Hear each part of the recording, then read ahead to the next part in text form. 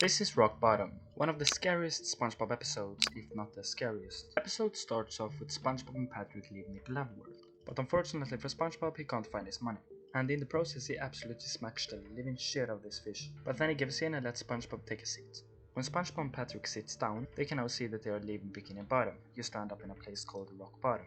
Okay, this is bad. When Spongebob and Patrick goes to the toilet, they can't even see what toilet to use, and all of these weird creatures keep coming out.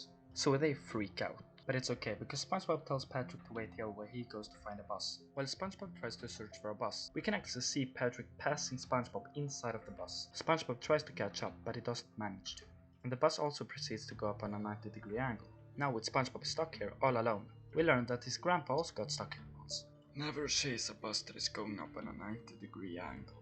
Now with SpongeBob alone in Rock Bottom, this episode becomes much scarier. And unfortunately for SpongeBob, every time a bus comes he fails to catch it. And this doesn't only happen once, it happens multiple times, even one time when he's trying to chase his balloon. Then from nowhere, a weird red fish shows up and chases his balloon. Okay, now SpongeBob with no Patrick and no balloon is once again left alone in Rock Bottom. But luckily for him, he still has his glove gummies. But after a while in his pocket, they are dry and taste like shit.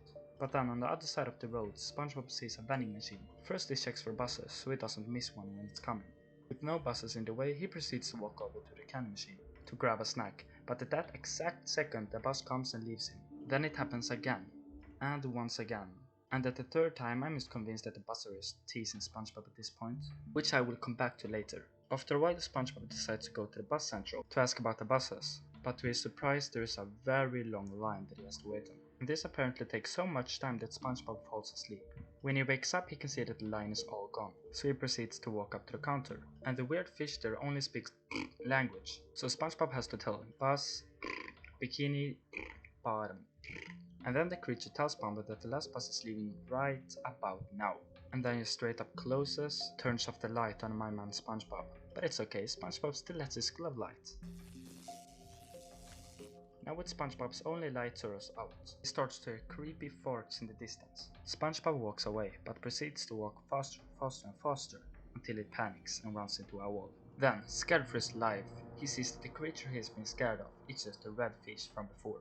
The fish proceeds to tie the balloon around SpongeBob's wrist and then blow it up, making SpongeBob lift from the ground and fly up.